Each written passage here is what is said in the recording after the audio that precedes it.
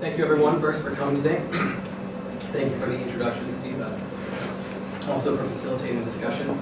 As Steve said, my name is Austin Perea. I'm an economics and political science major here at the university. And today I'm going to be talking about the emergence and current state of sustainable investments. A lot of research that I've done through the Atkins Investment Group as part of our investing in sustainable companies, looking and really analyzing sustainability criteria in regards to investments. So just a little overview for how the presentation is going to be formatted today. First, we're going to go through a history of sustainable investment. It's a very rich history. And go through some terms and definitions that often get misconstrued when we talk about this. It's very important to differentiate between the different types of sustainable investment. Then we're going to be talking about trends within this type of investment, performance of these types of funds on a security basis, and then finally, importantly, materiality. That is, how do these sustainability factors materialize in financial gains? And then we're going to go through some conclusions and dispel some myths about what we've observed and what I've observed through my research. So just an overview of sustainable investment. Sustainable investment as a concept has really been around since the inception of finance in the 1500s in the form of ethical investing, or which would be commonly referred to as socially responsible investment. This type of investment utilizes an exclusionary screen, and in this respect it's called negative screens. So just to give a little background, this really was the state of sustainable investment for a very long time, even up until a few years ago. As you can see, in 2001, sustainable investment was very much described as ethically driven, not so much based on strategic rationale, but driven by values, driven by ethics. It was based on what a company's activities are, so excluding particular sectors depending on what those companies were involved in. A common screen would be a Catholic screen, that is Catholic pension funds or maybe Catholic institutions not investing their funds in, say, alcohol and tobacco. So in that regard, it is an exclusionary screen up until 10 years ago. And also another form of this would be called divestment. There are a lot of divestment movements in the 70s, divestment from South African apartheid. More recently, we've had divestment from the Sudan with the Darfur genocide. And on campus today, we have the Student Environmental Action Coalition attempting to start a campaign to divest UNH's foundation from fossil fuels. These are all types of social responsible investment that are very much ethically driven, driven by values. This is the industry itself has really evolved in the past few years to be much more of an investment strategy as we see today, and based much more on a strategic rationale than an ethics-based or values-driven. And it's based on how sustainable a company's behaviors are, not excluding a sector because it's in, say, energy or in the alcohol sector. So in that respect, it's inclusionary. It includes all sectors of the economy, but seeks to find the leader in the industry, the best in class, I say, in terms of environmental, social governance, which is a phrase you'll hear me say throughout the presentation. These ESG screens, which really determine how sustainable a company's behaviors are. Through this, ESG managers are using stewardship and engagement to use shareholder advocacy and proxy voting to really make sure that these companies' activities are sustainable and that they stay sustainable. As opposed to earlier social responsible investment, it's very much based on value as opposed to value. So driving financial value without necessarily hindering a social or environmental value. And it is the full integration of these environmental, social governance factors. As you can see here, the latest timeline is what we call a positive screen. You'll hear that term a lot. ESG investing using a best-in-class approach and a positive screen to look at who are the leaders in terms of their sustainability, performance, and disclosure. So just to sum these up and give a side-by-side comparison, social responsible investment, very much ethics-driven, values-led, excludes sectors based on their activities. Think divestment from South Africa, Sudan, Israeli occupation of the Palestinian territories, and most recently with Bill McKibben's 350.org nationwide campaign to divest fossil fuels from University of New Hampshire. These are all forms of socially responsible investment, as opposed to this newer, nuanced form of sustainable investment in the ESG investment. That is, an investment-led rationale, looking at how to mitigate risk factors that are inherent in companies that are, say, very pollutant or that have a bad worker safety record. So this includes all sectors and seeks to be best-in-class analysis. Think innovation leaders in like General Electric and the Whole Foods market, who are really leaders in terms of sustainability. So when we're looking at these ESG factors, what managers are looking at is very much things like climate change. How is a company trying to actively reduce its greenhouse gas emissions? Or say, how is it trying to actively reduce the amount of water it uses? Say, for our company, Novartis, it has a really good water management system. They've been actively reducing the amount of water that they use to produce their pharmaceuticals in the past few years, which obviously has some long-term cost-saving benefits. For the governance aspect, things like countering bribery, ensuring a company has strong anti-bribery policies, especially when this company is a multinational company and has a lot of operations in developing countries where legal institutions are not as strong as they are in the West. Countering bribery is especially important for these companies. Corporate governance is a factor that really pervades through every sector. Making sure that the board has independent leadership, making sure that there's not too much centralization of power is all very important. And then finally, looking at the social aspect, things like supply chain labor standards and human and labor rights, ensuring that a company has very strong worker safety record, is trying to actively reduce their incidences of accident. Not only because we think it's socially responsible, but because there's also some regulatory risk that comes with that, some litigation risk that obviously is inherent in that. So just to go through some terms and definitions that are commonly used in the sustainable investment realm are ESG investment, like I've noted, but also you'll hear terms like responsible investment, SRI, values-based investment, ethical investment. And unfortunately, there's not as much consistency as we like with these definitions across the board. Sometimes they're used synonymously, while sometimes more professionals will differentiate between these terms. For our intents and purposes, when I refer to ESG, we're talking about this best in class as opposed to the exclusionary SRI. And the reason we've chosen this ESG definition is because a lot of investment advisors are actually looking at this. The United Nations Principles for Responsible Investment was an initiative started, it's essentially a pledge by asset managers all around the world to integrate ESG considerations into their investment analysis and decision making. They define sustainable investment as the concept of meeting present needs without compromising the ability of future generations to meet their needs, encompassing social welfare, protection of the environment, efficient use of nature's resources, and economic well-being. The UNPRI is good because it provides this cohesive definition for us, but it also represents how large this sector is and how much this sub-industry really is growing. It has 1,200 signatories as of April this year. 1,200 signatories representing around $34 trillion in assets under management, which represents about 10% of the world's investment capital.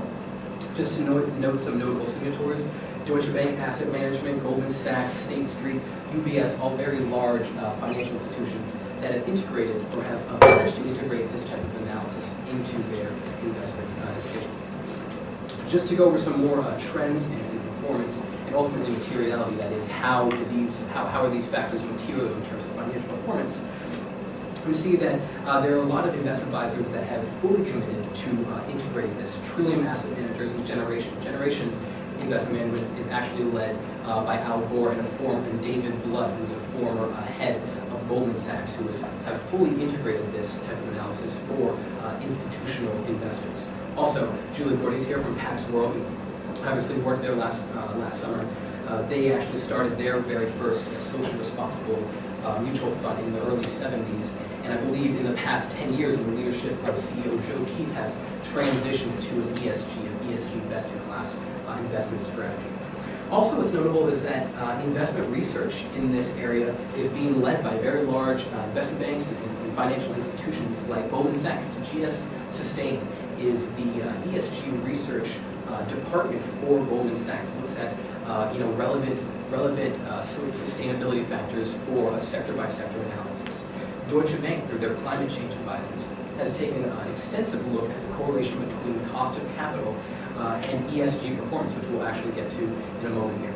Also, notably, Bloomberg has their own sustainability program initiated through through integrating ESG considerations into their Bloomberg terminals. For some people who are not as involved in finance, a Bloomberg terminal is essentially a program that you can just look at pretty much every stock that's publicly traded and take a look at their financials, their balance sheet, their cash flow, et cetera. And what's interesting about the Bloomberg sustainability criteria is that they have integrated this into their terminals, so you can actually track, say, how a company, their reduction in greenhouse gas emissions per year-over-year basis is linked to their share price. Also, indexes are growing in this area too. The Dow Jones Sustainability Index obviously is in North America, and the FTSE for Good Global is a European stock index comprised solely of highly rated ESG securities, which, as you can tell here, as is demonstrated by the blue line, is actually able to outpace these traditional benchmarks like the S&P 500 and the MSCI All Covered World, which would hint that taking sustainability factors into account does not necessarily hinder financial performance, which is really a conception, really a myth that a lot of people still adhere to.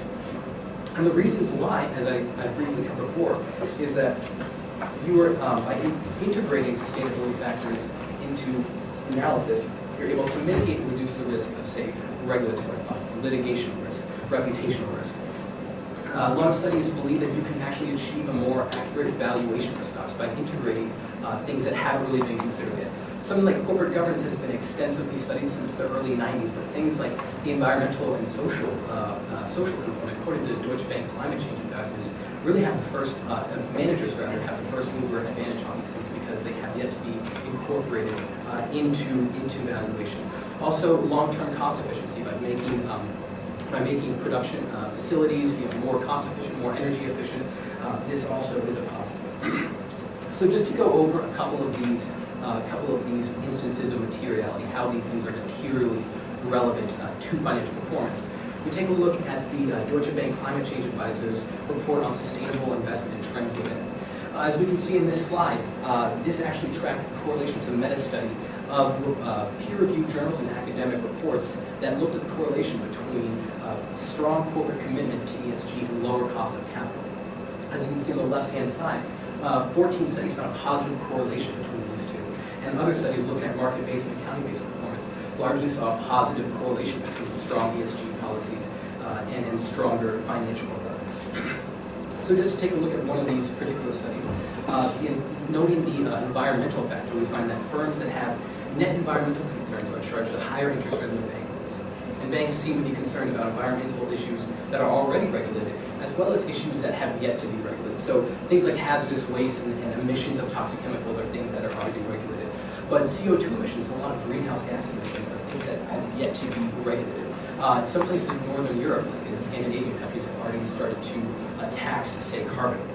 So financiers and banks are actually using a company's current policies on greenhouse gas emissions and on things that are not regulated as a gauge of how capable a firm is of being able to adapt to impending regulation.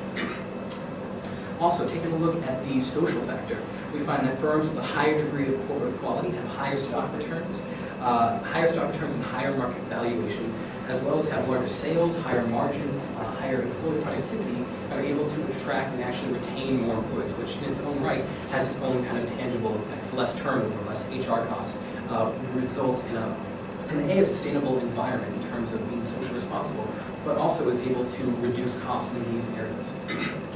We'll look at the governance factor, and specifically in regards to bribery. Like I mentioned earlier, large multinationals have a significant exposure to bribery due to the fact that they have a lot of operations in developing countries with legal institutions that are not as strong as, say, in the West.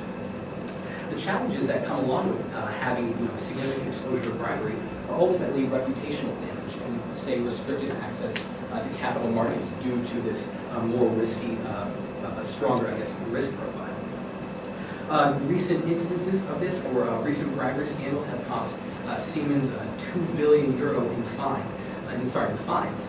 And news of federal investigation regarding bribery was linked to a 10% overnight fall in BAE's share price recently.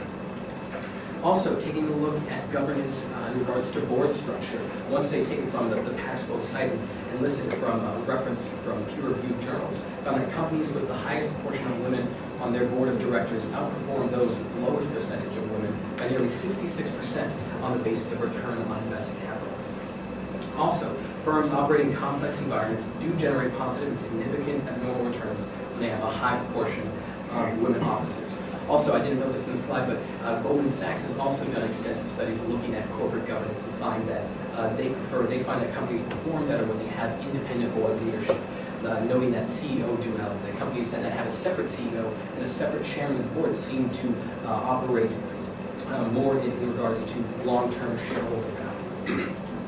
So with this, there are also some research limitations of ESG. One of these, and the most significant probably being the classic correlation versus causation argument. So a lot of these research reports and a lot of these journals do indicate correlation through it, but that does not necessarily imply causation, which is just trouble sometimes when you're looking at research. So essentially there could be some other factors other than just strong ESG strategies that are leading to variance in their performance. Hopefully, as years go on, we will be able to narrow this gap and find that there is more of a causality, but it should be noted that at present, most of these studies do not imply causation, just simply correlation. Also, another issue is that there are actually limited years of data that are tracking this type of investment. The trouble with this is that ESG funds are relatively new compared to traditional investment market funds.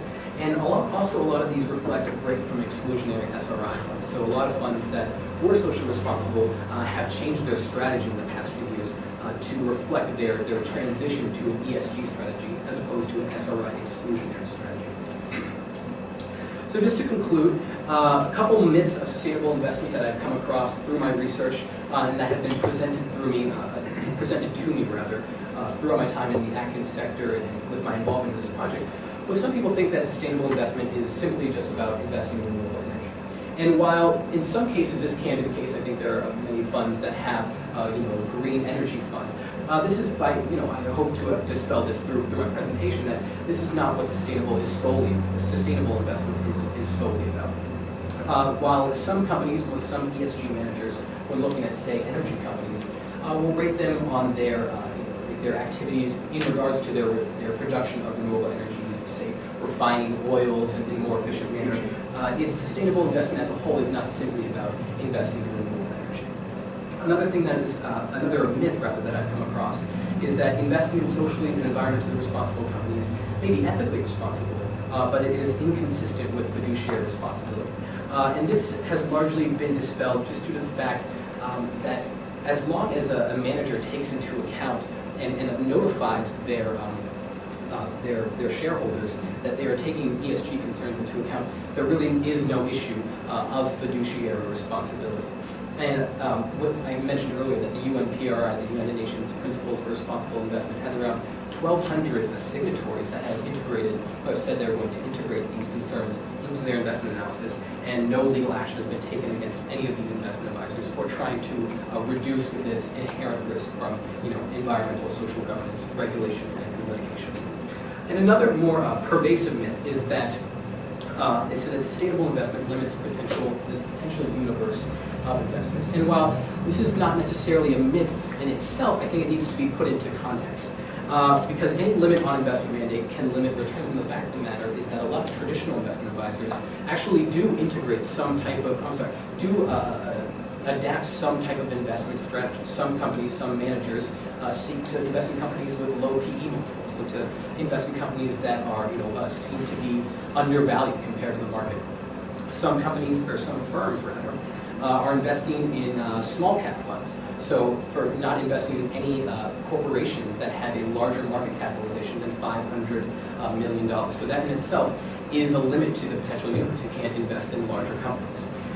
In some respects, some people retort to that that's a financial concern. That's not has anything to do with sustainability. I recall a couple months ago, though, we had a lady come into the Atkins investment group and talk about her investment strategy. And she said that instead of looking at corporations, looking at cash flows, she didn't really do as much of a fundamental analysis. She was really concerned about the management. So that was her strategy. So she was investing in companies and tracking companies based on their management, not necessarily on their pipeline. which in itself is a limit to your potential universe of investments. You're only investing in companies with good management. So in that same respect, we regard an ESG investment as absolutely limiting the potential universe of investments, but by mitigating this regulatory, litigation, reputational risk, we're trying to limit it to companies that we believe are hedged to deal with these risks well. Also, another myth is that saying investing sustainably means low returns on investment. And the context here also depends. So from the fund level, as I've demonstrated from the FTSE for Global, this kind of depends. I mean, performance data would suggest that it does not. But on the firm level, this seems to be mostly untrue. If you look at a lot of holdings for these ESG managers, a lot of their holdings will be in large companies like Apple, Ford, PepsiCo, Stanley Black & Decker, Becton Dickinson, very large companies that actually happen to be the leaders of their industry. They're not by any means no-name companies. So just to conclude, ESG investment is very much, or sustainable investment is very much a rapidly growing sub-industry. And performance data, as I've noted, supports the idea that ESG can very well outperform these traditional benchmarks, the S&P 500 and the all-covered world. Research also suggests that accounting for these ESG criteria and integrating this into investment analysis can produce really long-term sustainable value, not only sustainable in the sense of the environmental or social value, but that is obviously a concern, but sustainable in the traditional, the classic sense of the word, sustainable, not as susceptible to market volatility.